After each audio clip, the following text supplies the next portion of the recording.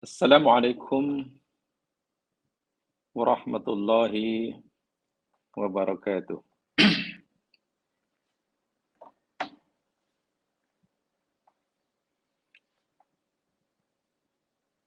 Innal hamdalillah nahmaduhu wa nasta'inuhu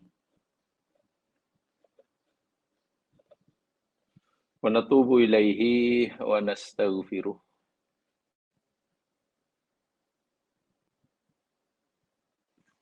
Na'udzu billah min syururi anfusina wa min sayyiati a'malina.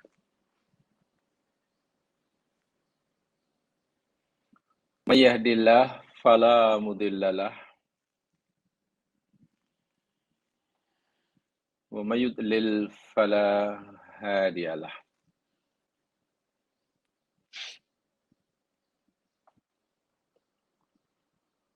Asyhadu an la ilaha illallah wahdahu la syarikalah wa asyhadu anna Muhammadan abduhu wa rasuluh. Allahumma salli ala Muhammad wa ala ali Muhammad. Assalamu alayka ya Rasulullah. Bismillahilladzi la yadurru ma'asmihi syai'un fil ardi wala fis sama' wa huwas sami'ul alim. Bismillahilladzi la yadurru syai'un fil ardi wala fis sama' wa huwas sami'ul alim. Bismillahilladzi la yadurru ma'asmihi syai'un fil ardi wala fis sama'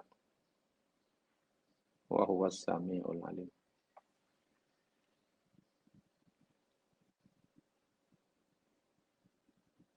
Qala Allah Ta'ala fil Qur'anil Azim. Bada a'udzu billahi minasyaitonir rajim.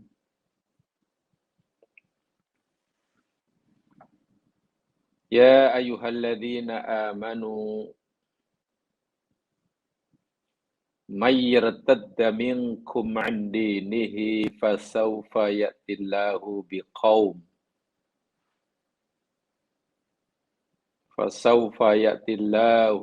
biqaumin yuhibbuhum wa yuhibbuna adillatin 'alal mu'minin a'izzatin 'alal kafirin yujahiduna fi sabilillah wa la yakhafuna lawmata la'im. Dzalika fadlullahi yu'tihi man yasha. Wallahu wasi'un 'alim.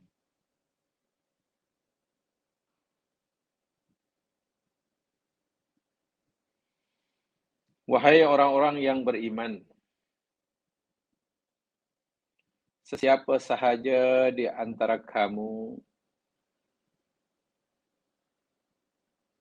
yang hendak murtad, meninggalkan Islam, niscaya Allah akan datangkan kaum sebagai ganti daripada kamu,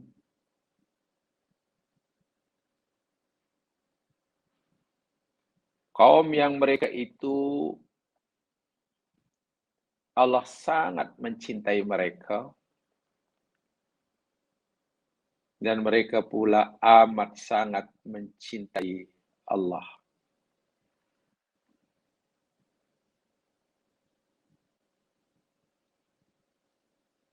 Sifat yang kedua, mereka itu amat berendah hati, berendah diri, tawadhu, kasih sayang terhadap sesama mukmin. Sifat ketiga, mereka bersikap tegas terhadap orang-orang kafir. Sifat keempatnya, mereka terus-menerus berjihad, mengorbankan segala kemampuan yang Allah berikan pada mereka bagi menegakkan agamanya di jalannya karenanya. Sifat terakhir, mereka ini orang-orang yang tidak takut akan celaan orang-orang yang mencela. Itulah kurnia Allah. Allah berikan ianya kepada siapa yang Dia kehendaki. Dan Allah itu maha luas kurnianya dan maha mengetahui segala sesuatu.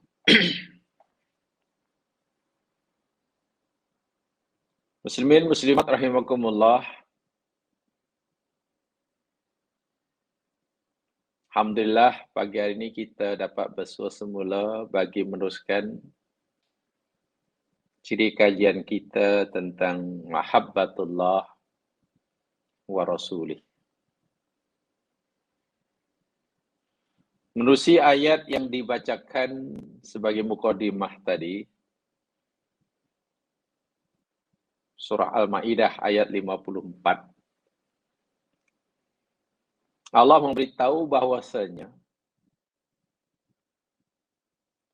daripada di antara hamba-hambanya, yakni manusia, ada di kalangan mereka yang sangat dicintai oleh Allah dan mereka amat sangat mencintai Allah. Ini luar biasa sekali. Ada di kalangan manusia yang Allah nyatakan dalam ayat tadi, golongan yang amat sangat dicintai oleh Allah. Dan mereka pun sangat mencintai Allah. Saya yakin dan percaya tidak ada seorang pun daripada kita yang tidak menginginkan, yang tidak berharap agar dirinya termasuk salah seorang daripada mereka yang disebutkan dalam ayat tersebut. Sebab itulah, mari kita teruskan kajian kita. Siapakah agak-agak orang yang mendapat jaminan cinta daripada Allah Subhanahu wa Ta'ala? Kerana boleh jadi atau bahkan pasti setiap seseorang insan, khasnya orang Muslim, mendakwa ia mencintai Allah. Tanyalah pada siapa saja. Tanya diri kita, saudara kita. Adakah mereka mencintai Allah? Jawapannya pasti. Jawapannya iya. Itu pengakuan setiap kita. Masalahnya, adakah Allah juga mencintai kita? Itu masalahnya. Lagi pula, betulkah, jujurkah dakwaan kita mencintai Allah itu? Sedangkan Allah perlu bukti daripada kita. Bukan Allah Subhanahu wa Ta'ala tidak tahu keikhlasan atau ketidakikhlasan hati hambanya. Tapi bukti yang Allah perlukan itu bagi menunjukkan kepada kita sendiri, jujurkah kita dalam mencintai Allah atau sebaliknya. Jamaah sekalian, mari kita teruskan kajian kita ini. Dan kita masih bicara tentang cara meraih cinta Allah. Bab yang ke-7. Yang pertama telah kita pelajari pada siri lepas, yakni tadabur terhadap Al-Quran. Sekarang kita pelajari cara yang kedua bagi mendapatkan cinta Allah. Menurut Ibnul Qayyim Al-Jauziyah dalam kitab beliau Madarijus Salikin, Baina Manazili Iyyaka Na'bud wa Iyyaka Nasta'in. Yang ada bukunya semak muka surat 23 bagian B. Itu cara kedua untuk meraih cinta Allah.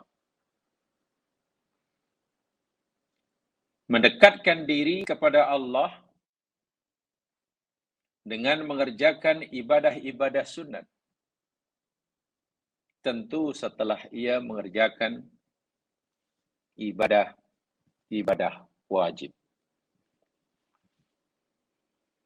Kata Ibnu Qayyim dalam kitabnya,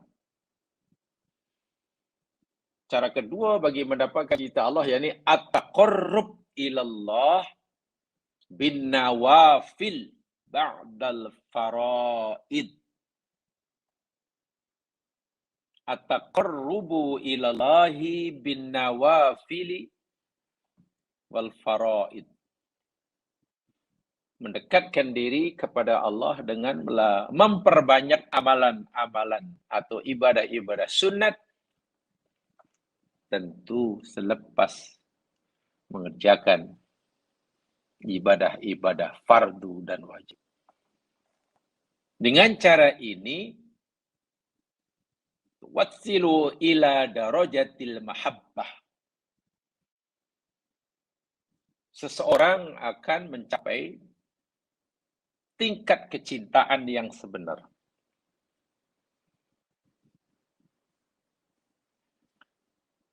Ibnu Qayyim Al-Jauziyah mengatakan, sinfani minal faizina najin. Berdasarkan hadis yang di bawahnya ini.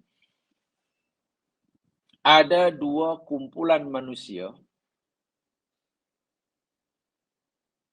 kumpulan yang berjaya, yang beruntung, dunia akhirat. Ada dua. Menerusi hadis yang kita akan baca sebentar lagi. Yang pertama, al-muhibbu lillah. Mereka yang mencintai Allah. Ini golongan pertama, yang mencintai Allah. Apa tandanya? Fahuwa daiman mu'addin li faraidillah. Bukti bahwa orang itu sangat mencintai Allah ialah ia berterusan, berkekalan dalam melaksanakan apa sahaja yang difardukan oleh Allah ke atas dirinya. Waqafun 'inda hududih. Ia sentiasa menjaga dirinya. Jangan sampai melanggar, melepasi batasan-batasan syariatnya. Dalam melaksanakan perintah, dia tidak melepasi batasan-batasannya, melanggar batas. Tidak cuai, kurang dari yang sepatutnya, dan tidak lebih daripada yang semestinya. Ifrat tidak ada, tafrid tidak ada. Demikian juga dalam meninggalkan larangan Allah. Terus-menerus dalam meninggalkan apa yang diharamkan oleh Allah. Tidak ifrat dan tidak tafrid. 10 perkara yang dilarang oleh Allah, dia hanya tinggalkan 4. Itu ifrat lah tuh. Itu tafrid namanya. Atau ia meninggalkan sesuatu yang dianggap haram, sedangkan Allah tidak pun mengharamkannya. Mengharamkan sesuatu yang tidak diharamkan, lalu ia meninggalkannya. Wah, ifrat itu. Ini yang pertama. Orang yang mencintai Allah. Tandanya berkekalan, berterusan, melaksanakan perkara-perkara yang difardukannya. Sama difardukan, diwajibkan untuk dilaksana, atau diwajibkan untuk ditinggalkannya. Golongan pertama. Golongan yang kedua, kata Ibnu Qayyim, al-mahbub minallah. Ini lebih tinggi. Gelaran dia al-mahbub minallah. Bukan al-muhibbu lillah. Bukan yang mencintai Allah, tapi al-mahbub minallah. Yang mendapatkan cinta Allah. Yang dicintai oleh Allah. Masya Allah. Tadi yang mencintai Allah. Ini yang dicintai oleh Allah. Siapa mereka? Al-mutaqarribu ba'dal faraid bin nawafil. Orang-orang yang dicintai oleh Allah, yakni orang-orang yang berusaha terus-menerus mendekatkan dirinya kepada Allah dengan amalan-amalan sunnat setelah ia mengerjakan amalan-amalan wajib. Inilah al-mahbub, yang dicintai minallah, kata Ibnul Qayyim. Di situ penjelasannya, orang yang menunaikan ibadah fardu dengan sempurna, mereka adalah yang mencintai Allah. Sementara orang yang menunaikan kewajiban, sedang mereka yang menunaikannya kemudian menambahkan dengan ibadah-ibadah sunat, mereka itu adalah orang yang dicintai oleh Allah Subhanahu wa ta'ala. Hadis Nabi dari Imam Al-Bukhari daripada Abi Hurairah radhiyallahu an. Rasulullah sallallahu alaihi wasallam bersabda, Allah Subhanahu wa ta'ala berfirman, hadis qudsi, "Man 'ada li waliyan faqad adantuhu bil harbi." Sesiapa sahaja yang memusuhi kekasihku, sungguh aku telah istiharkan kepadanya perang. Allah berfirman, Nabi bersabda, siapa saja yang memusuhi kekasihku, aku istiar perang kepadanya. Subhanallah. Dia musuh Allah. Allah mengisytiharkan perang. Wa ma taqarraba ilayya 'abdi bi syai'in ahabbu ilayya mimma aftaradtu 'alaihi.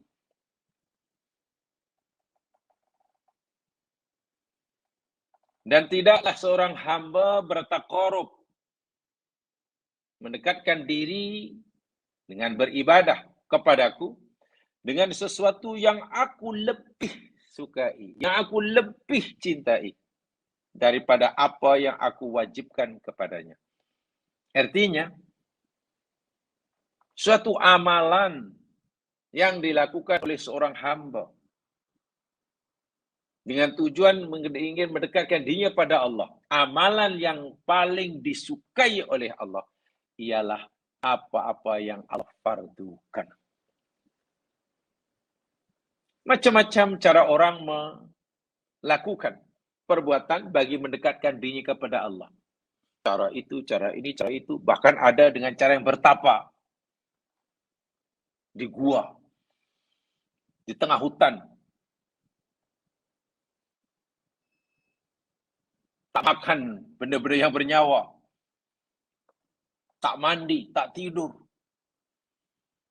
Duduk dalam satu position saja. Tanya dia, orang yang itu. Apa tuhnya? Oh, ingin dekat kepada Tuhan. Ada yang dengan buat itu, buat itu. Kalau kita tanya pada Rasulullah, ya Rasulullah, cara apa yang paling disukai oleh Allah untuk kita mendekatkan diri kita kepadanya? Rasul akan jawab, oh kalau kamu nak tahu, Allah bagi tahu kepada aku. Cara yang paling Allah sukai untuk kamu dekatkan diri kepadanya, yakni mengerjakan apa-apa yang dia wajibkan. Sama ada wajib untuk kamu kerjakan atau wajib untuk kamu tinggalkan. Larangannya. Oh, itu. Itu orang cinta pada Allah. Wa ma yazalu 'abdi yataqarrabu ilayya bin nawafil hatta uhibbah. Dan sentiasalah hambaku terus-menerus bertaqarrub kepada aku. Rasanya hambaku ini belum puas mendekatkan dirinya kepada aku dengan amalan-amalan fardu yang aku wajibkan. Allah tahu, nampaknya hambaku ini tak puas dengannya. Dia ingin lebih cepat, ingin lebih akrab, ingin lebih dekat. Walaupun aku tak wajibkan, dia semangat melakukannya. Dengan melakukan amalan-amalan sunat. Amalan sunat kan Allah tidak wajibkan. Kan sukarela. Haus ini hamba untuk beribadah. Sehingga belum cukup, belum puas rasanya beribadah hanya dengan melakukan yang wajib, tapi terus-menerus melakukan yang sunat. Hatta uhibbah. Sehingga aku, kata Allah, mencintainya. Ini firman Allah. Sabda Nabi. Sehingga aku mencintainya. Bermakna, untuk kita mendapatkan cinta Allah, perbanyakkan amalan sunat. Bukan sunat sukarela. Ini setelah buat yang wajib lah tentunya. Allahu Akbar. Fa'idha ahbabtuhu. Dan apabila aku telah mencintai hambaku ini. Dengan banyaknya amalan sunat selepas yang fardu. Kuntu sam'ahu alladhi yasma'u bih. Aku adalah pendengarannya yang digunakan untuk mendengarnya. Wa basarahu alladhi yubsiru bih. Aku adalah penglihatannya yang digunakan untuk melihatnya. Melihat dengannya. Wa yadahu allati yabtisu biha. Aku adalah menjadi tangannya yang ia gunakan untuk memukul atau memegang atau mengambil. wa rijlahu allati yamshi biha. Aku adalah kakinya yang ia gunakan untuk berjalan dengannya. Wa in sa'alani la'u'tiyannah. Dan jika hambaku sudah berada pada maqam seperti itu, jika ia meminta sesuatu kepadaku, sungguh pasti aku akan berikan permintaannya. Wala in ista'adani la'u'idhannah. Dan demi jika hambaku yang sudah seperti itu kedudukannya di sisiku, memohon pelindungan daripada aku, pasti aku akan lindungi. Bahkan hingga peringkat subhanallah, hadis ini tidak mudah untuk memahaminya. Sebab kalau kita fahami secara harfiah, nanti ya macam kita tidak menyucikan Allah. Kalau kita fahami secara harfiah, coba perhatikan. Wa ma taraddadtu an syai'in ana fa'ilu taraddudi an nafsil mu'min yakrahul mauta wa ana akrahu musa'atah. Oh, di situ tidak ada ya. Ini sambungan hadis ini hingga itu. Dalam buku ini hanya wa alani sta'adani la'uidana. Tapi ada sambungan. Sambungannya apa? Wa ma tarattu an sa'id. Dan aku, ini kata Nabi, firman Allah. Allah berfirman, dan aku tidak pernah merasa bimbang, ragu, hendak melakukan suatu perbuatan. Wa ma tarattu an sa'in ana fa'iluhu. Aku tidak merasa ragu dan bimbang. Iya ke tidak? Iya ke tidak? Iya tidak. Nak buat sesuatu. Taraddudi an nafsil mu'min.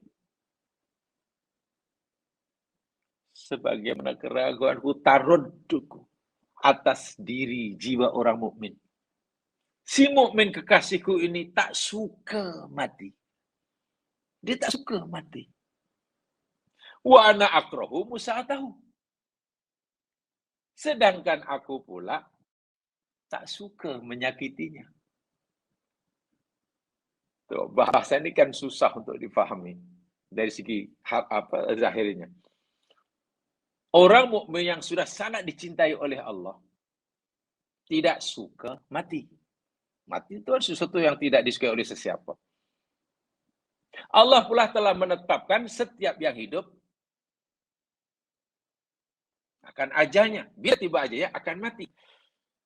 Jadi bila orang mukmin yang kekasih Allah ini tiba ajalnya, dia akan mati. Tapi si mukmin tak mau mati. Sementara Allah kalau mematikan, kalau Allah matikan dia, aku pula tak mau menyakiti dia. Takkan aku memberikan sesuatu yang dia tidak sukai. Aku sangat mencintai hambaku ini. Dia tidak mau mati. Takkan aku nak mematikannya sekarang. Tapi mesti sebab ajal sudah. Hingga peringkat segitu, Nabi menggambarkan bagaimana cintanya Allah Subhanahu wa taala. Jangan difahami secara harfiah ya. Kalau kita bisa harfiah, Allah pernah bimbang rupanya nak buat sesuatu. Macam iya ke tak iya? Aku nak matikan atau tidak hambaku ini? Kalau tidak, ajalnya dah tiba. Tapi kalau aku matikan juga,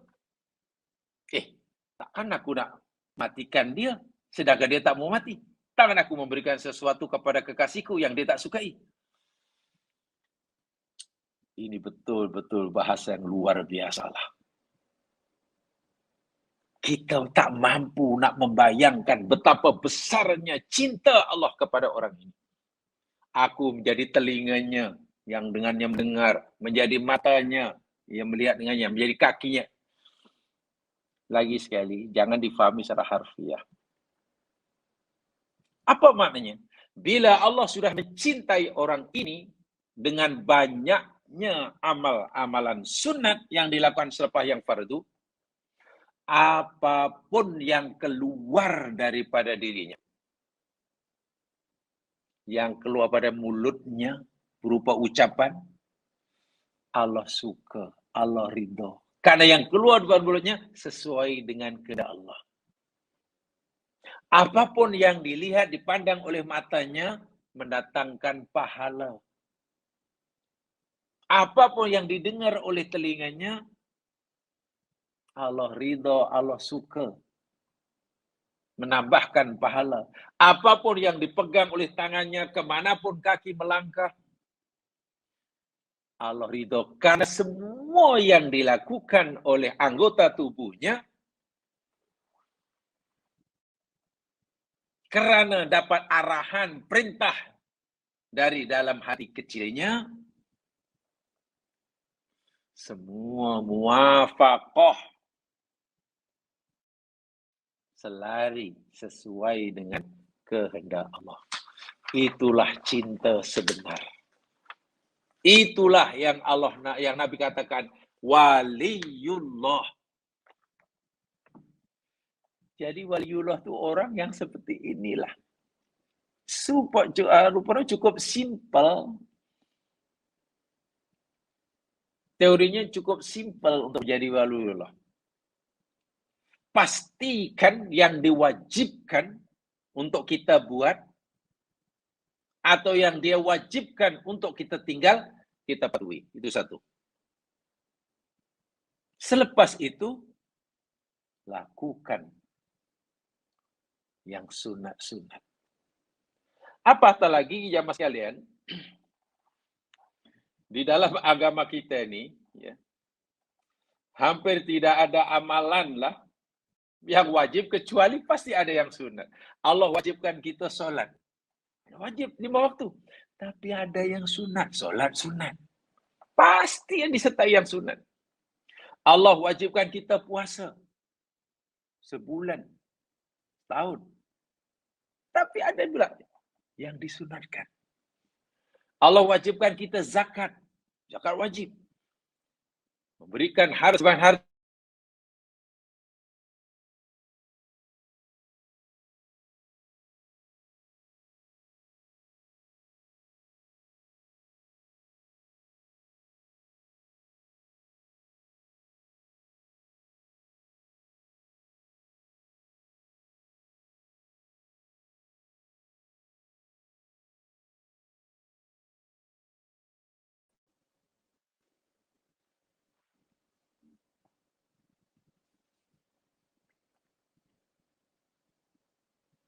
Halo, Imran? Ya Ustaz, Ustaz terberhenti tadi. Oke. Okey, dah clear Ustaz. Alhamdulillah.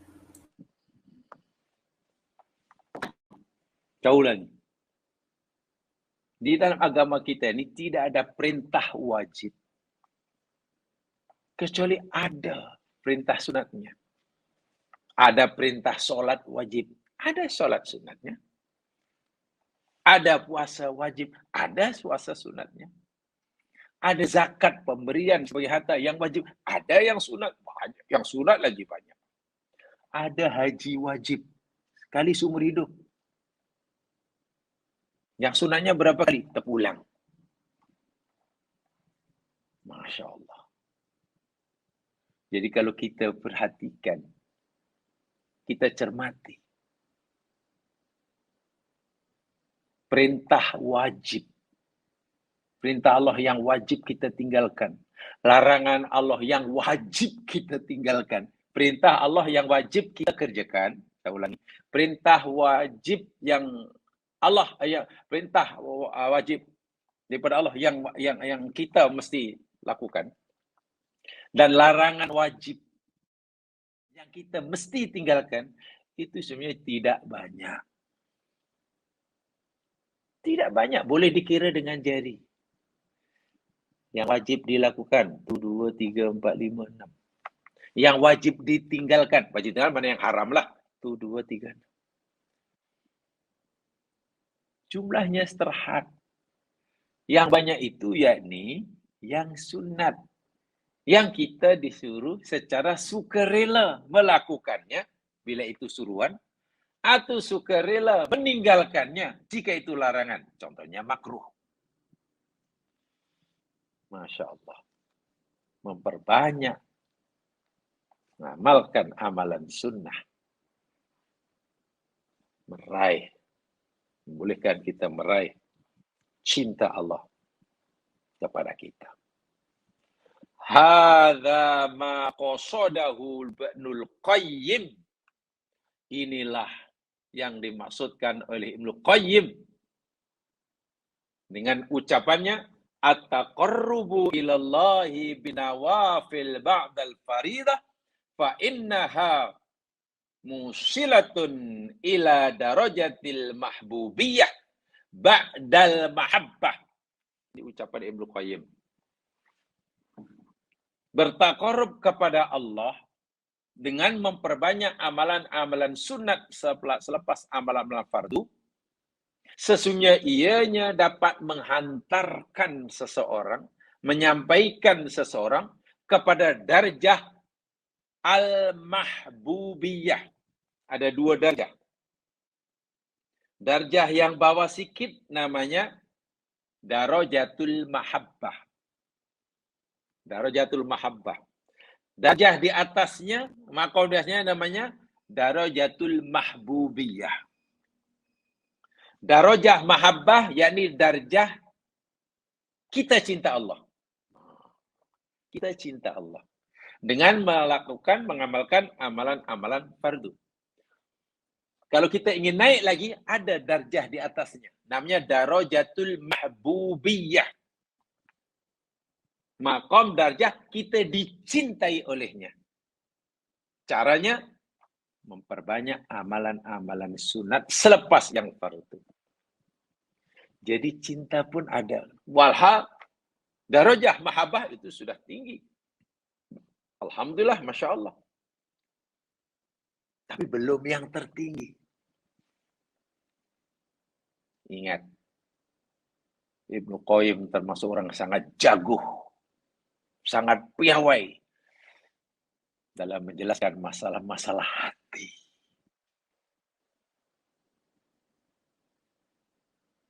Masalah qalbun salim. Sehingga ada yang mengatakan, Ibnu Qayyim ini termasuk sufi yang sunni.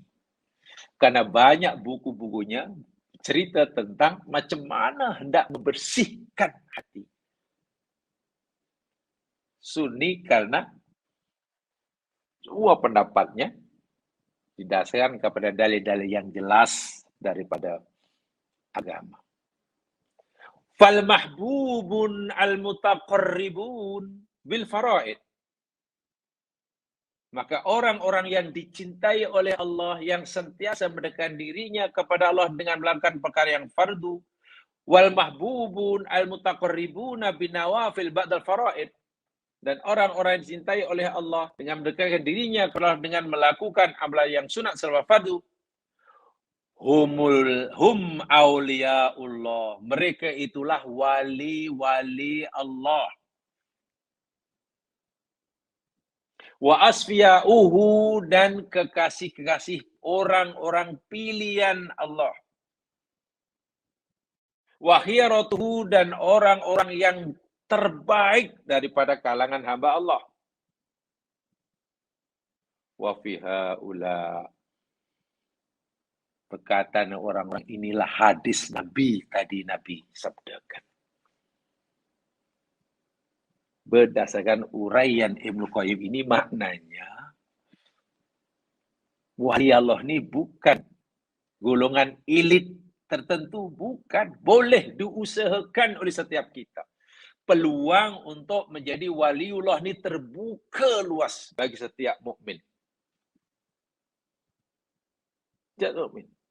Jadi jangan digambarkan wali Allah yang ini golongan orang mesti orangnya mesti begini, tak.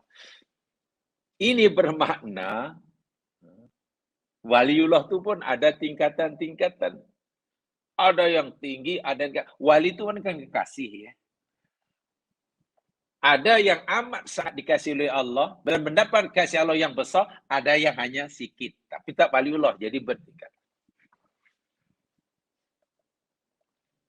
Ini ulasan Ibnu Qayyim Al-Jauziyah. Al-Jauziyah. Baik. Kemudian melalui hadis kisah ini kita boleh memahami bahawa seorang hamba yang sangat istimewa di hadapan Allah adalah seorang hamba yang mampu memadukan antara fardu. Ya, itu sudah sama ya. Penjelasannya itu saja. Baik, saya bacakan apa yang dikatakan oleh Ibnu Qayyim dalam kitabnya ini. Fatadammana hadzal hadis al-ilahi asy-syarif. Hadis qudsi yang mulia ini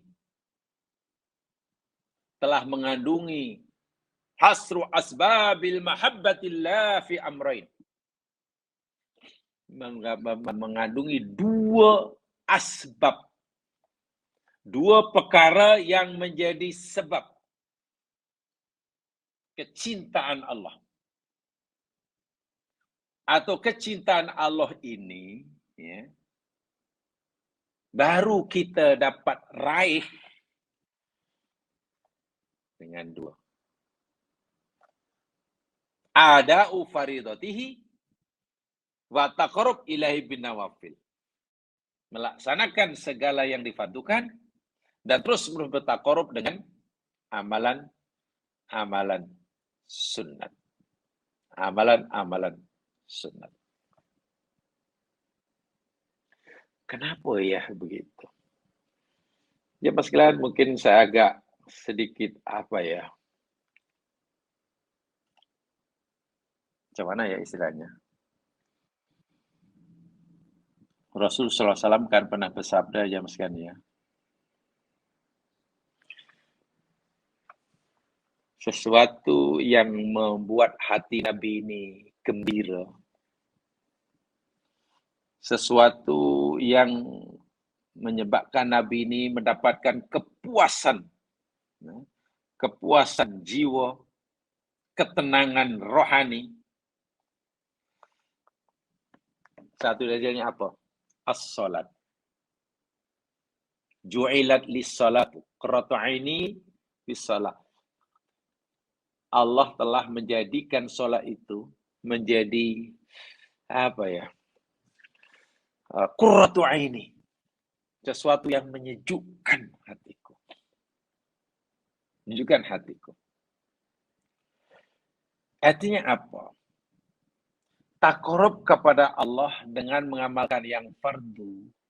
Itu hendaklah bukan hanya kita buat begitu saja dengan amalan-amalan jawarih, tapi tidak merasakan kepuasan di dalam hati. Saya beri satu contoh. Solat. B, solat. C, solat. Dan C, salat. Solat. Kenapa? Ya, kenapa dia solat? Dia solat. Yang motivate diri solat, dia ni, ialah ini solat fardu. Kalau tak solat, dosa. Dosa masuk neraka. Ya, kena solatlah. Itu yang menggerakkan hatinya untuk solat. Ini solat, ini benar fardu. Kalau tak solat, berdosa. Berdosa masuk neraka. Solatlah. Itu Sehingga masa solat tidak merasakan apa-apa hatinya. Merasa ketenangan tidak ada, keselisahan tidak ada, ya. Kemesraan dengan yang disembah, ya belum wujud. Sudah solatlah. Okeylah, itu mukminlah, suruh solat-solat. B, solat. Kenapa solat? Ya, saya tak tahulah. Apa saja masalah bila saya hadapi masalah. Saya merasakan ketenangan dalam hati bila salat. Saya boleh berdialog, berduaan dengan Allah. Menguasai segala masalah. Saya lepaskan segala bebanan hidup. Saya hanya ingin berbisik dengannya berdua. Saya yakin dia sedang mendengar suara saya. Saya yakin dia sedang melihat saya, memperhatikan saya. Apalagi ketika baca Al-Fatihah, wah, dia merasakan Bismillahirrahmanirrahim, Alhamdulillahirrahmanirrahim. Dia menjawab, Hammadani abdi. Terasa ucapannya, permohonannya, didengar dan dijawab. Ibaratnya dia merasakan betapa hidupnya dialog antara dirinya dengan Allah. khasnya sebaca Al-Fatihah. Tentulah jamaah sekalian, nilai solat B ini tak sama dengan nilai solat A. Dari segi zahir sama ya. Sama. Sama-sama solat. Salat rukun dipenuhi oleh A, salat rukun dipenuhi oleh B. Tapi apakah sama penilaian Allah terhadap solat orang ini? Allah suka pada A, ya, si suruh buat dah buat. Apalagi sebenarnya fardu. Allah suka. Tapi apakah kita fikir kadar cinta Allah pada A sama dengan kadar mahabbah Allah pada B? Tidak. Tidak. Macam orang monolog. Allahumma cepatlah. Sebab biarlah kalau tak solat berdosa, dosa masuk neraka. Itu yang menggerakkan. Itu yang motivate dirinya. B tidak. C bukan hanya merasakan. Bukan hanya merasakan hidupnya dialog antara dia dengan Allah semasa solat. Tapi tiba merasakan ketenangan. Dalam bahasa tasawuf modern, Buya Hamka telah mereka dipanggil al-atosh. Al-atosh. Ini dalam tasawuf modern, Dr. Hamka. Beliau punya istilah sendiri tasawuf modern. Karena mungkin masa itu saya tidak tahu pasti. Bila sebut tasawuf mungkin ramai orang lari, khasnya anak muda. Dalam Islam juga amat menimbulkan masalah hati. Lalu beliau membuat istilah tasawuf modern. Isinya sama aja, tapi dia hanya tambah modern. Sehingga yang muda pun tertarik. Karena ada perkataan modern. Beliau panjang lebar dalam satu kuliah bersiri itu. Cerita tentang al-atosh. Atosh itu maknanya haus. Dahaga. Si solat. Bukan yang dianjurkan mendorong ia solat. Bukan semata-mata karena ia wajib. Bila tak buat berdosa. Bukan. Masa solat ia dapat, karena merasa dapat punya peluang untuk berdialog dengan Allah. Dan dialognya hidup, dia dapat merasakan itu. Khasnya dalam bahasa mereka. Lebih daripada itu. Ia ada perasaan atosh. Atosh itu haus. Jemaah sekalian. Ingin minum, kan begitu kan? Dahaga pasti ingin minum. Tapi yang dahaga bukan fizikalnya. Yang dahaga minta maaf bukan tekaknya. Kalau yang dahaga itu perutnya, fizikalnya, tekaknya, ambil air minum, hilang dahaganya. Tapi yang dahaga ini jiwanya. Hatinya. Allah beri peruntukan kepadanya untuk memberi minuman kepada hati yang dahaga. Pada kasih sayang Allah dengan solat fardu tak puas. Solat fardu pun lama. Karena makin dahaga, kurang. Tapi mana boleh solat fardu, solat subuh sehingga terbit matahari karena tak nak salam. Kamu itu kuat dahaga. Jiwanya. Berdialog dengan Allah. Sehingga solat subuh panjang sungguh 2 rakaat. Sampai 2 jam. Sehingga terbit matahari pun belum salam. Tak boleh juga. Dia salam. Lepas salam aku masih belum puas. Dahaga belum hilang. Tambah lagi dengan sunat nanti. Tuhannya ke. Tambah lagi dah. Si yang telah merasakan al-atosh. Kedahagaan. Tentulah nilai solatnya tidak sama dengan A, B. Tentulah cinta Allah kepada si yang seperti itu solatnya lebih besar daripada cinta Allah yang Allah berikan pada A dan B. Nah, di sinilah sebetulnya berkaitan dengan takarub ini. Kaitan dengan mahabbah ini. Jadi bukan hanya lihat dari segi zahirnya, apa yang dalam hatinya. Sehingga orang seperti si ini, kalau dalam istilah tasawuf modern, dipanggil al-unsu billah. Al-unsu billah. Apa itu al-unsu billah? Merasa mesra. Merasa nyaman, merasa selesa, merasa seronok. Merasa apa lagi? Ialah unsu anis itu maknanya kan jinak ya. Berdekatan dengan Allah.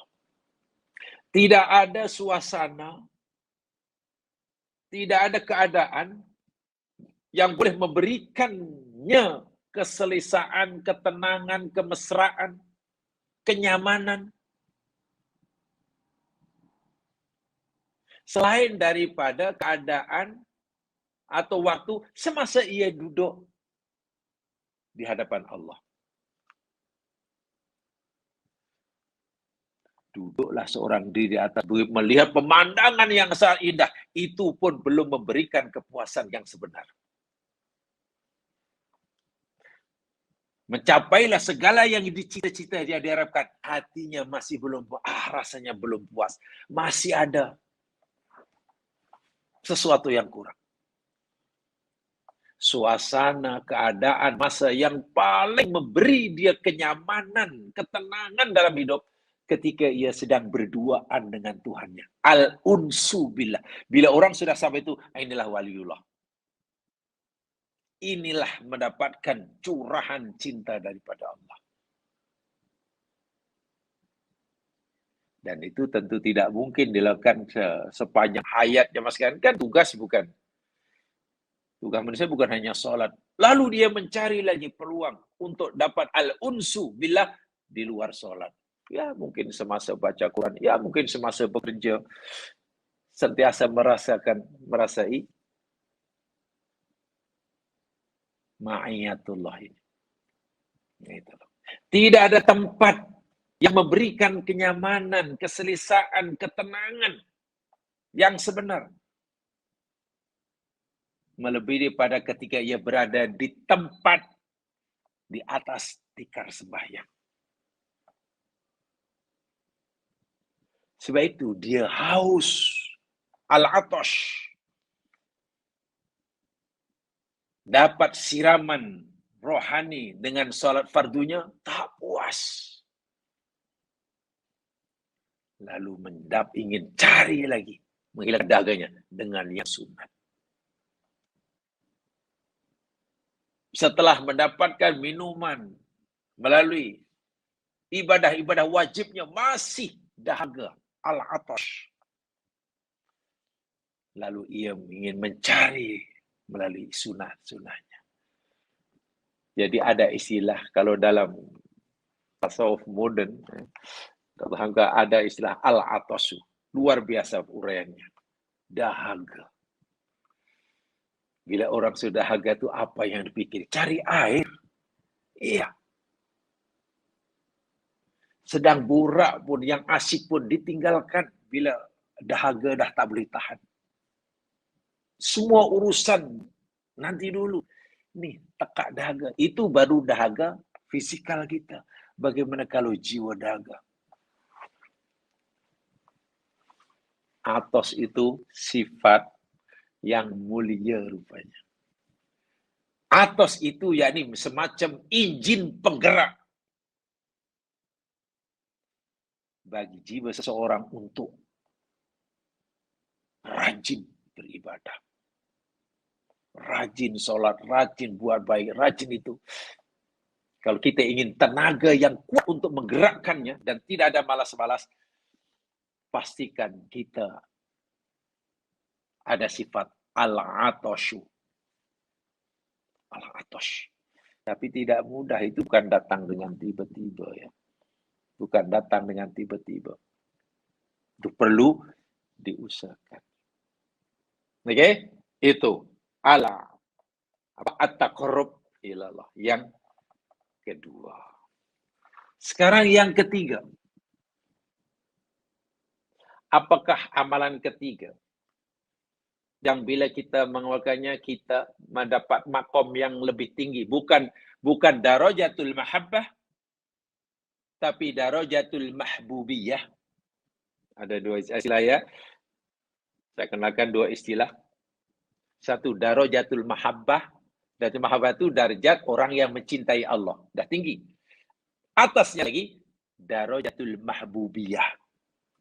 Darjat orang yang dicintai oleh Allah. Subhanallah. Yang ketiga, muka surat 24C, memperbanyak zikir. Sama ada dengan lisan maupun perbuatan. Dalam kitab Ibnul Qayyim, Madarijus Salikin, ayukthira dzikrallahi bil lisani wal qalbi wal amali wa nasibuhu minal mahabbah ala hasbi nasibihi min hadha dzikr. Walihada amara Allah subhanahu wa ta'ala bil ikthari wa annahu sababun lil falah. Kama qalahu ta'ala wadhkurullaha katsira la'allakum tuflihun. Al-Anfal 45. Cara yang ketiga untuk meraih cinta Allah atau untuk mencapai darajatul mahbubiyah. Saya gunakan istilah ini aja ya. Cara ketiga untuk kita mencapai darajatul mahbubiyah. Ayukthira dzikrallahi bilisan. Memperbanyak zikrullah sama ada dengan lidah, dengan hati, dengan amal perbuatan. Diterjemahkan melalui amalan. Habuan seseorang terhadap mahabbah Allah bergantung kepada habuannya daripada zikirnya. Artinya bagaimana kualiti zikir kita kepada Allah itu menjadi penentu kadar mahabbah yang kita akan peroleh daripada Allah. Kalaulah kadar atau kualiti zikir kita setakat macam tu, nanti mahabbahnya pun setakat macam tu. Kalau kualiti zikir kita bertambah, maka mahabbah Allah pun kita makin bertambah. Bila zikir kita makin meningkat. Apa itu maksudnya? Bermakna zikrullah ialah penentu bagi seseorang untuk mendapatkan habuan mahabbah Allah kepadanya. Penentunya zikrullah.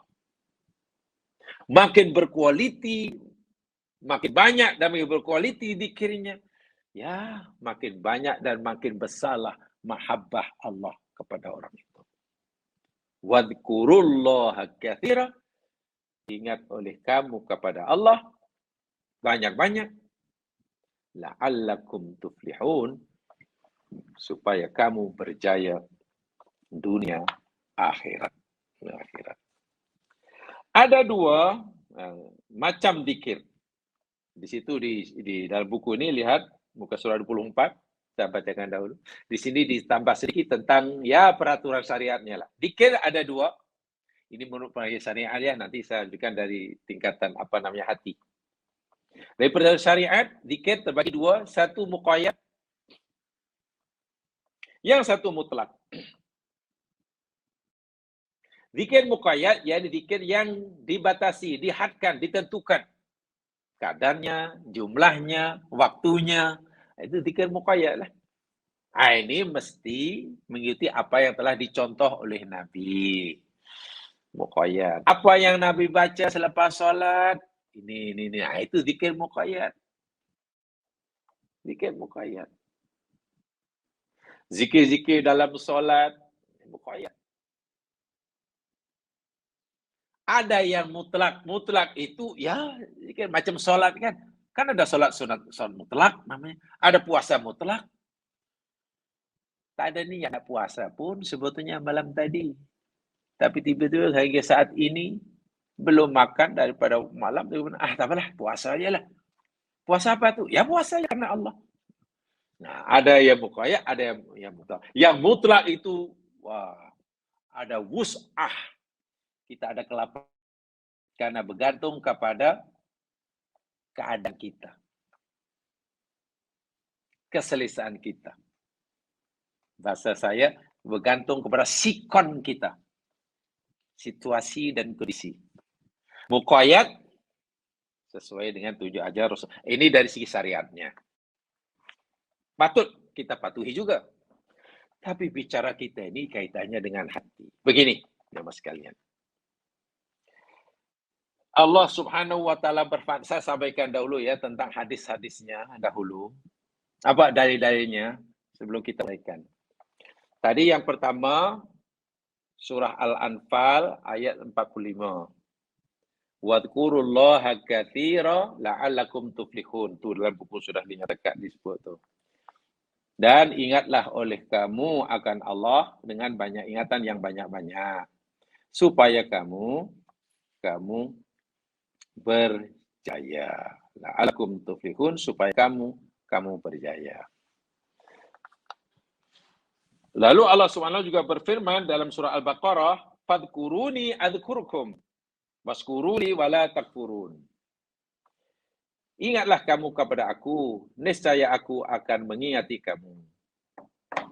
Sama. Ini dalil-dalil itu ya, apa dasar hukumnya. Saya sampaikan dasar hukumnya. Ima ayat Quran wa ima hadis Nabi. Firman Allah juga dalam surah Ar-Ra'd ayat ke-28, alladzina amanu wa tatma'innu qulubuhum bi dzikrillah. Ala bi dzikrillahi tatma'innul qulub. Orang-orang yang beriman dan menjadi tenang hati mereka dengan sebab mengingati Allah. Ketahuilah sesungguhnya zikrullah itu dapat menjadikan hati menjadi tentram dan tenang. Itu hadis, itu dalil-dalil naqli daripada Al-Quran. Dalil naqli dalam hadis Nabi, contohnya daripada Abu Darda radhiyallahu anhu. Ada yang dikatakan oleh Imam Ibn Rajab Al-Hambali dalam kitabnya Jami'ul Ulum wal Hikam. Nabi bersabda, "Ala unabbiukum bi khairi a'malikum." Maukah aku beritahu kamu amalan apa yang paling baik yang kamu hendak amalkan? Maukah aku beritahu kepada kamu amalan kamu yang paling baik ini yang macam mana? Wa askaha inda malikikum, amalan yang paling bersih nilainya di sisi Tuhan. Wa arfa'uha fi darajatikum, dan amalan yang paling dapat mengangkat darjat kamu ke darjah yang paling tinggi. Wa khairul lakum min infaqi dzahabi wal fiddah, amalan yang nilainya lebih baik daripada kamu menginfakkan emas dan perak. Wa khairul lakum min an talqaw aduwakum, dan amalan yang lebih baik bagi kamu daripada kamu berjumpa memerangi musuh kamu Islam dan kamu berjaya menetak leher-leher mereka, membunuh mereka. Tentulah sahabat mesti kata, ya Rasulullah, apa amalan ni? Sebab Nabi kata, wahai sahabatku, kamu mau tak aku beritahu amalan yang paling baik? Amalan kamu yang paling baik. Amalan kamu yang paling suci di sisi Allah. Amalan kamu yang paling dapat mengangkat darjahmu ke makom yang paling tinggi. Amalan kamu yang lebih baik daripada sedekah emas dan perak. Amalan kamu yang lebih baik daripada kamu pergi ke medan perang, melawan musuh, dan kamu berjaya membunuh mereka. Sahabat kata, bala. Apa ya Rasul? Lah, kami fikir amalan kami yang paling baik itu yakni sedekah. Amalan kami memang itu baik. Amalan yang Nabi semua baik, tapi Nabi nak beritahu yang lebih baik daripada itu. Yang nilai kebaikannya lebih tinggi dan lebih cepat mengangkat darjahmu ke makom yang paling tinggi. Apa kata Nabi? Zikrullah. Masya Allah.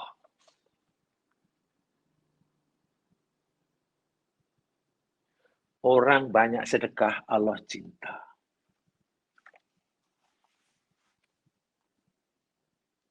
Orang berjuang di jalan Allah, Allah cinta. Darjahnya boleh naik. Tapi zikrullah rupanya amalan yang paling dicintai oleh Allah. Yang paling mudah mengangkat derajat seseorang ke derajat yang lebih tinggi. Abu Musa al-Asy'ari berkata, Nabi bersabda, "Mathalul baitil ladzi yudhkarullah fihi wal baitul lati la yudhkarullahu fihi mathalul hayy wal mayyit." Perumpamaan rumah yang di situ ada zikrullah dengan rumah yang di situ tak pernah ada zikrullah. Macam perumpamaan orang yang hidup dengan orang yang mati. Hadis Muslim. Hadis Muslim. Baik. Sekarang apa penjelasan zikrullah? Mungkin agak panjang sedikit nanti menjelaskannya. Saya bacakan dahulu dalam nota itu, muka surat 25. Terus menerus mengingati Allah di setiap keadaan, kepada hati, lisan maupun amalan. Dan keadaan dirinya, Allah akan menyertai orang-orang yang selalu berzikir padanya. Ya, sudah biasa itu. Hadisnya jelas, tadi saya nyatakan. Lalu yang lain disebutkan, sesungguhnya Allah berfirman, aku bersama hambaku selama ia mengikuti aku. Sudah ada adanya. Ana inda dzanni abdi bi. Itu ada dalam hadis yang lain. Disebutkan begitu. Bahwa Allah akan sentiasa bersama hambanya selagi hamba itu mengingati Allah Subhanahu wa Ta'ala. Zikir bukan sekadar dengan lisan, tapi juga harus tercermin dalam perbuatan. Kalau kita berurusan, bekerja, belajar, bukan teguh pada nilai-nilai kebenaran kejujuran. Ini juga disebut zikrullah. Mengenai zikrullah daripada Abi Hurairah, dia berkata Rasulullah SAW bersabda, 2 kalimat yang ringan diucapkan. Berat nanti bila ditimbang. Sangat dicintai oleh Allah Ar-Rahman. Subhanallah wa bihamdih, subhanallahil azim. Itu hadis terakhir. Hadis terakhir dalam Sahih Bukhari itu. Buka Sahih Bukhari, hadis yang terakhir. Bunyi dia, kalimatani khafifatani dalisan, takilatani fil mizan, habibati indar rahman. 2 patah, 2 kalimat yang mudah disebut oleh lidah, berat ditimbang, disukai oleh Ar-Rahman. Subhanallah wa bihamdi, subhanallahil azim. Baik. Itu dalil-dalil naklinya. Dalil-dalil naklinya. Sekarang penjelasannya begini ya Mas sekalian. Bicara zikir bukan hanya bicara syariat. Kalau bicara syariat, insya Allah semua sudah tahu. Zikir itu macam mana. Dari segi peraturan syariat ya, karena yang kita baca ini karena mahabbah. Bicara zikir ini dalam konteks mahabbah, ya, maka bicaranya bukan hanya dari segi peraturan zikirnya, tapi lebih kepada hakikatu zikrillah. Paham ya? Kita sedang bicara zikrullah yang dikaitkan dengan mahabbatullah. Sebab itulah pembicaraan kita lebih kepada hakikatu zikrillah, hakikat zikir pada Allah, bukan dari segi peraturan-peraturan syariatnya. Walaupun peraturan syariat tentang zikir patut, wajib, perlu kita ketahui. Kan? Agar zikir kita ini tidak ikut suka-suka. Itu perlu. Ada panduan kan? Karena zikir ini ibadah yang luar biasa, ikut panduan. Ada tata cara yang ditetapkan, yang dicontohkan. Itu peraturan syariat. Tapi lagi sekali, bukan itu yang kita pelajari dalam konteks ini. Karena kita belajar, yang kita pelajari ini zikrullah kaitannya dengan mahabbatullah. Jadi lebih kepada belajar tentang hakikatu zikrillah. Paham ya? Jadi jangan jelas nanti saya tak singgung, bukan makna itu tidak penting ya. Itu ada tajuk yang berbeza dari aspek peraturan syariahnya kah atau dari aspek hakikat zikrullah itu sendiri. Baik, saya baca uraian para ulama. Inna dzikrallahi ta'ala laisa mumarasatan qawliyatan madlubatan fi sa'ni fasab. Zikrullah yang dimaksudkan itu bukan hanya membiasakan lidah mengucapkan sebagaimana dituntut oleh syarak. Suruh kita baca subhanallah, subhanallah, subhanallah, subhanallah, subhanallah. Sarah suruh kita mengucapkan alhamdulillah, alhamdulillah, alhamdulillah. Bukan semata-mata itu, fahsib, bukan. Saya tak kata bukan itu tuntutan syarak, itu tuntutan syarak, tapi bukan semata-mata itu yang disebut zikrullah. Bal hiya juz'un asilun min takwini imanil fardi. Bahkan lebih dari itu, zikrullah adalah juz'un asilun. Bagian yang terpenting, yang basic, asas, foundation, tiang bagi terbentuknya, bagi kokohnya keimanan seseorang muslim. Jadi zikir bukan hanya ucapan lidah sesuai dengan tuntutan syarak semata-mata. Sebenarnya zikir hendaklah kita lihat dan kita praktikkan bahwa ianya sebagai bagian terpenting yang paling asas dasar pembentukan sekaligus kekuatan iman seorang muslim. Imam An-Nawawi sebagai contoh. Beliau, mana saya tahu semua mungkin telah membaca atau sedang belajar Riyadhus Shalihin ya. Riyadhus Shalihin. Wah, Masya Allah tuh ya. Namanya Riyadhus Shalihin. Taman orang-orang soleh. Coba kalau tajuk kitab pun kita sudah taman orang-orang soleh.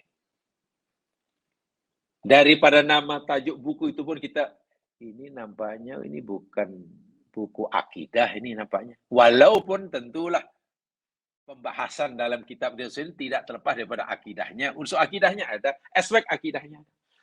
Nama kitab Riyadhus Shalihin, nama pun Taman Orang-orang Soleh.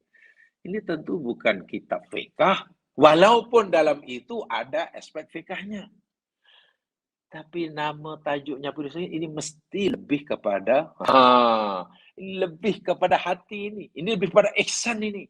Ini lebih kepada qalbun salim ini. Ini lebih kepada apa ya?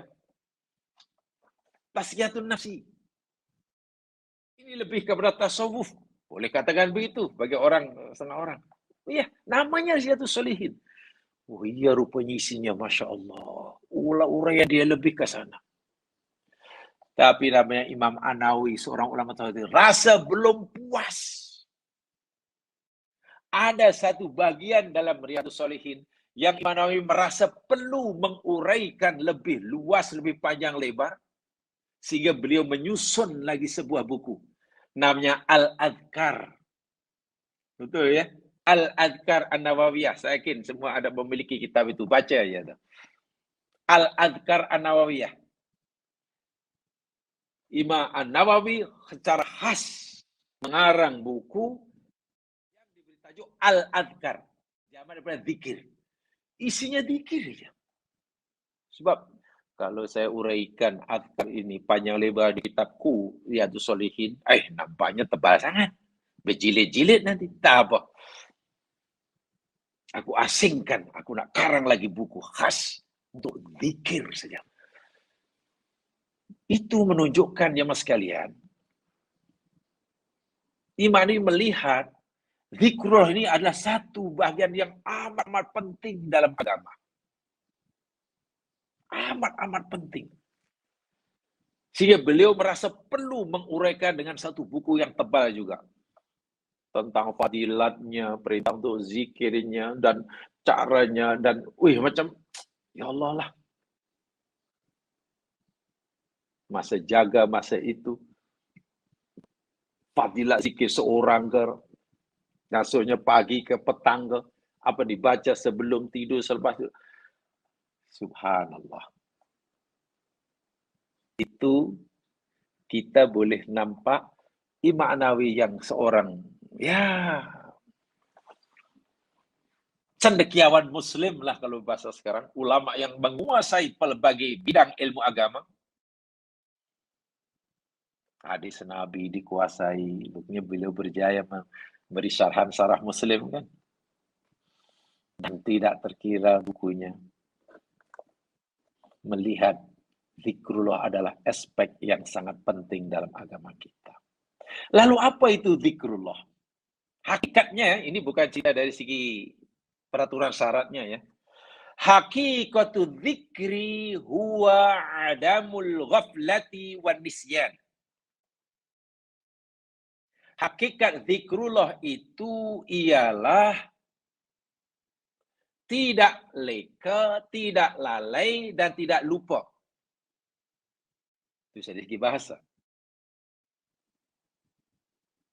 Zikrullah, ingat Allah tu maknanya dari segi bahasa, ya tak lalai, tak lupa. Wa haqiqatuhu idzan istihdaru jalalihi wa 'azamatihi ta'ala.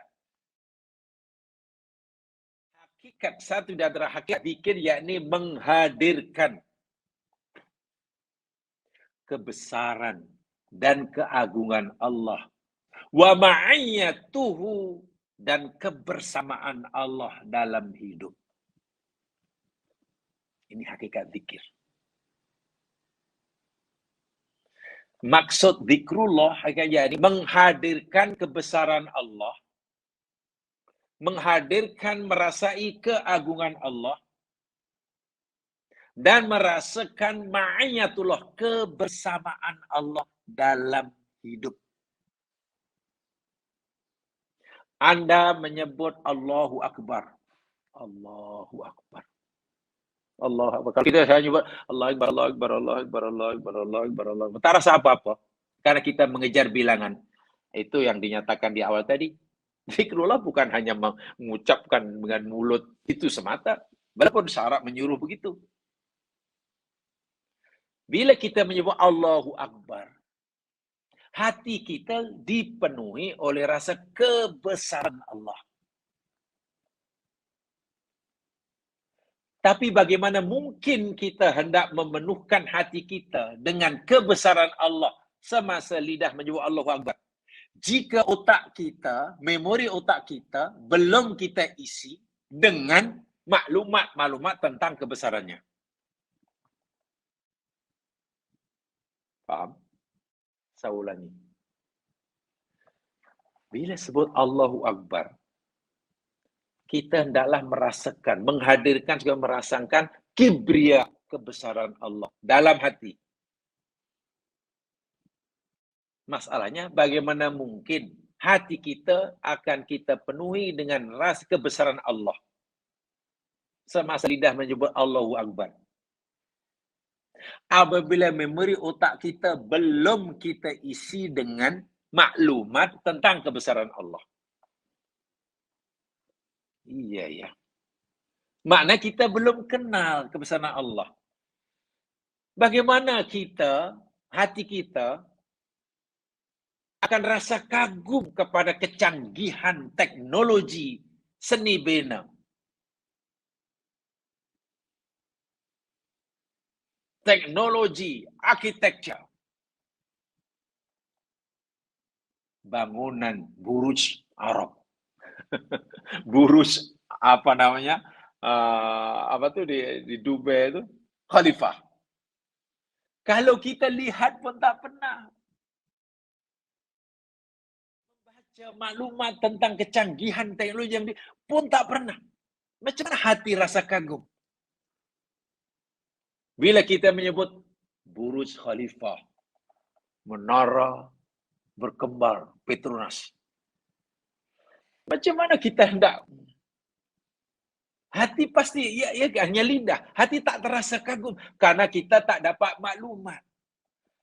So itu pertama sekali, agar zikrullah kita itu mantap, Yang dengannya Allah sayang kepada kita, pertama isi memori otak kita itu maklumat-maklumat tentang apa yang kita nak sebut.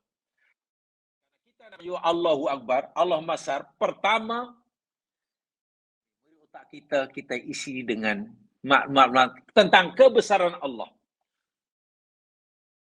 Itu kita boleh dapat dengan mengkaji alam ciptaannya. Setelah kaji Allah, masuk dalam otak. Simpan dari memberi otak kebesaran Allah itu. Nanti bila kita sudah terpati dalam memberi otak, kita menyebut Allahu Akbar, mudah, maklumat itu keluar automatically. Tidak mungkin kita merasakan kita sesuatu yang kita tak pernah melihat, tak ada pengetahuan tentang. Macam mana? Surat sekali zaman kita untuk membayangkan dengan jujur manisnya gula.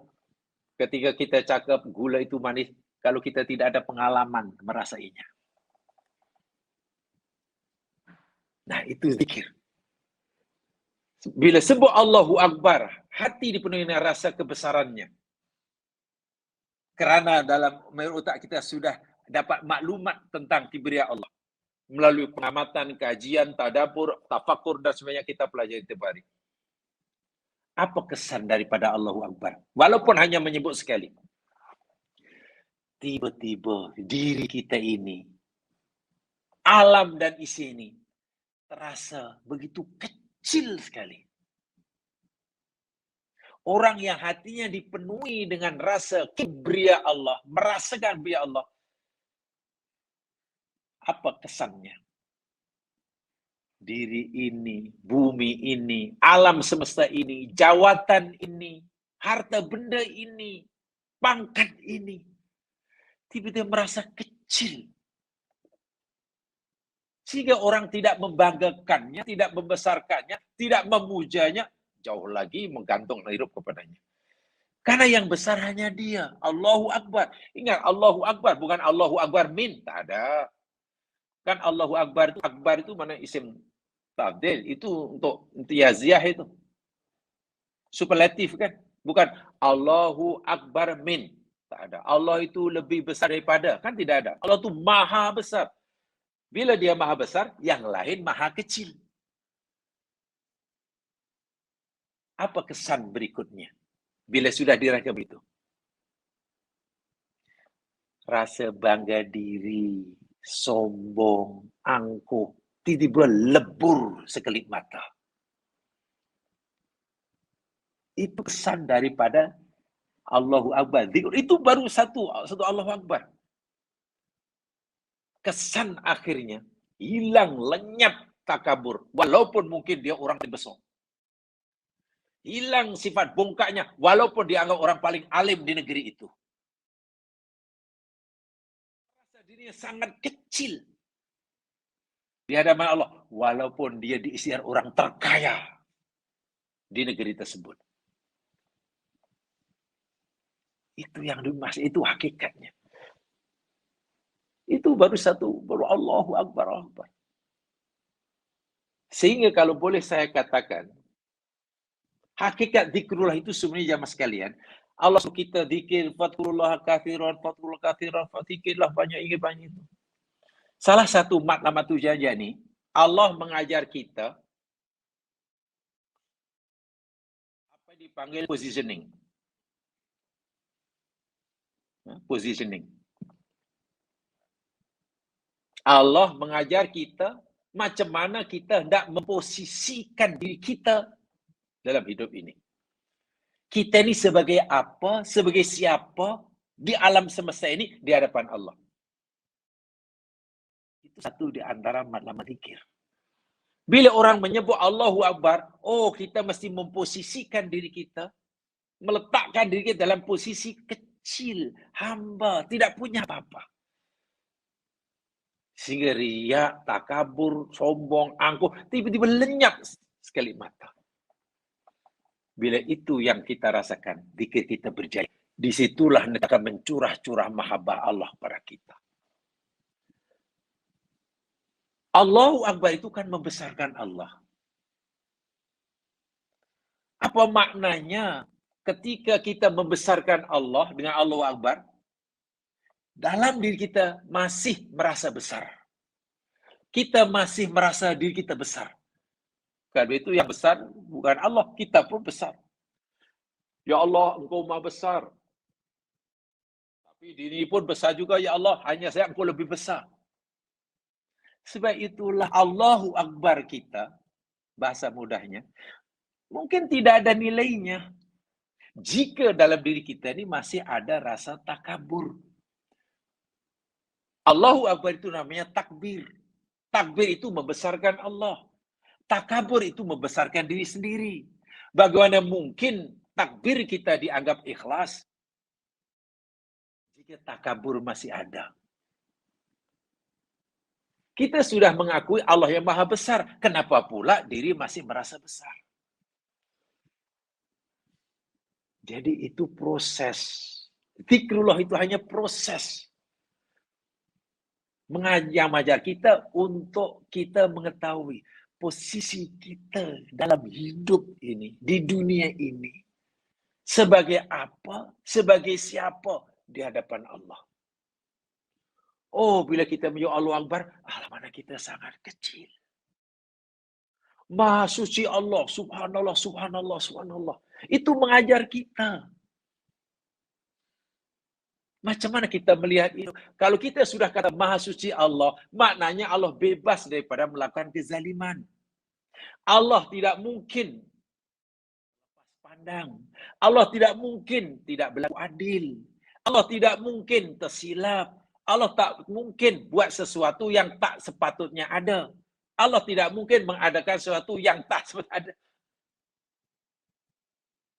Kita dah baca subhanallah, tapi mungkin kita merasa macam rasa-rasa Allah ni macam tak adil. Kami dah begini, kenapa begitu ya? Subhanallah itu batal.